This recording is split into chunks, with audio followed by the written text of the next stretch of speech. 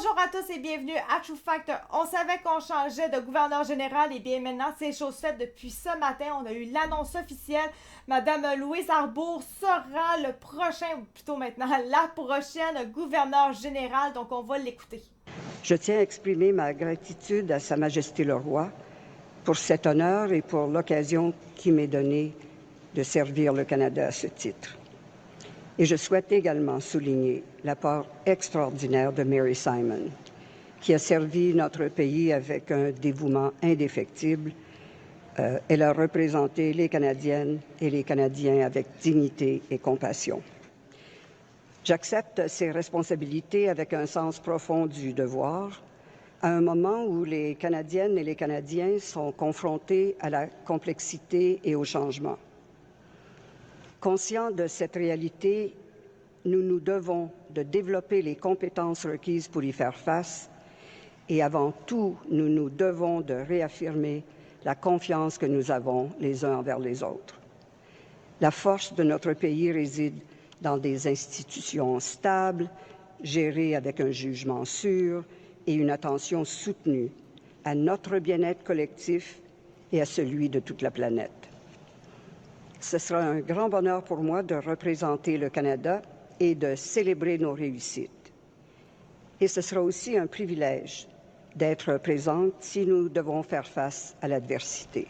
Bon, quand même un très bon point ici à signaler. Elle parle français. Ça donne que c'est la 31e gouverneure générale du Canada. Elle prendra ses nouvelles fonctions au début du mois de juin. Et maintenant, avant de continuer, juste pour vous dire, ça vient du journal La Presse, ça a été publié hier à 8h52, donc hier en soi, le 4 mai. Elle est reconnue pour son expertise... Je vais m'enlever ça, j'en ai vraiment plus besoin de toute façon. Donc, elle est reconnue pour son expertise juridique ici comme à l'étranger. Madame Arbour succédera ainsi à Mary Simon au poste de représentant du roi Charles III au Canada. Je sais pas si vous entendez, mais il est plus solide. Et ça, je trouve ça toujours très beau dans ce temps-là. Ce qui caractérise sa carrière, ce ne sont ni les postes qu'elle a occupés, ni les prix qu'elle a reçus, mais les vies qu'elle a transformées par son engagement, a déclaré le premier ministre Carney. Les survivants de génocide à qui justice a été rendue, les femmes au Canada dont les conditions d'incarcération ont été améliorées par ce qu'elle a dit, ce que d'autres n'osaient dire, les membres des forces armées canadiennes qui peuvent servir avec une plus grande dignité grâce au rapport qu'elle a écrit.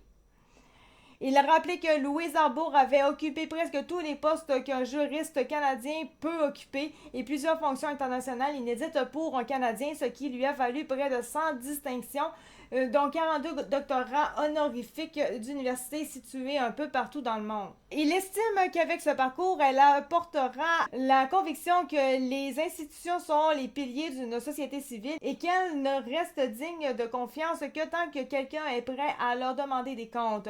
Âgée de 79 ans, Madame Arbour a une impressionnante feuille de route. En plus d'avoir été juge de la Cour suprême du Canada, elle a agi comme haute commissaire des Nations unies aux droits de la personne et a été procureur en chef du tribunal pénal international pour l'ex-Yougoslavie et le Rwanda. Elle a aussi servi comme juge de la Cour d'appel de l'Ontario et rédigé plusieurs rapports, dont un sur les cas d'inconduite au sein des forces armées canadiennes et un autre sur les conditions des femmes incarcérées dans les prisons canadiennes.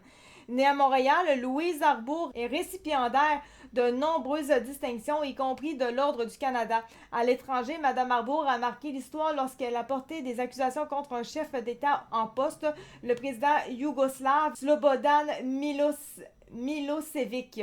Elle a aussi fait en sorte que les agressions sexuelles soient inscrites au nombre des crimes contre l'humanité.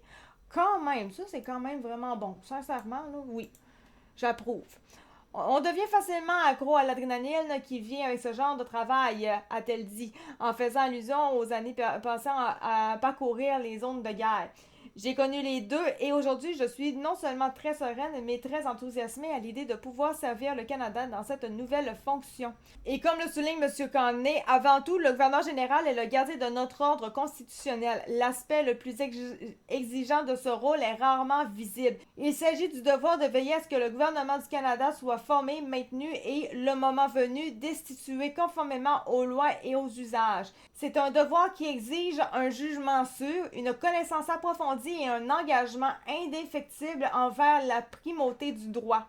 La nomination de Louise Arbour survient à un moment où la menace de référendum en Alberta et potentiellement au Québec plane sur l'unité canadienne, mais aussi après plusieurs années tumultueuses pour la fonction de gouverneur général. Et là, on revient sur Mary Simon, qui avait été nommée par le premier ministre Justin Trudeau à l'époque en 2021. Elle est devenue la première autochtone à occuper le poste de gouverneur général dans l'histoire du pays, mais elle a fait l'objet de nombreuses critiques en raison de son incapacité à pouvoir parler en français. Et là, c'est quand même, des fois peut-être posé à quel point que le français aussi c'est très complexe, là, je sais pas, mais en tout, on parle quand même qu'elle a fait 300 heures de cours en français selon son bureau. Mais elle n'a jamais été en mesure de soutenir une conversation dans la langue de Molière. Bon, ok, d'accord. Le bureau du commissaire aux langues officielles a été inondé de plaintes à ce sujet. Le premier ministre a certifié que la prochaine personne qui occuperait les fonctions du gouverneur général serait bilingue. Et pour terminer, le mandat du gouverneur général est d'une durée moyenne de 5 ans. En 2026, le salaire annuel du représentant du roi Charles III frisait les 393 000 $. Donc voilà pour ce qui est de cette nouvelle-là. J'espère que vous l'aviez bien aimée. On va se retrouver pour une prochaine vidéo. C'était Actica de True Fact. Et puis, ben voilà. Merci, bonne fin de soirée.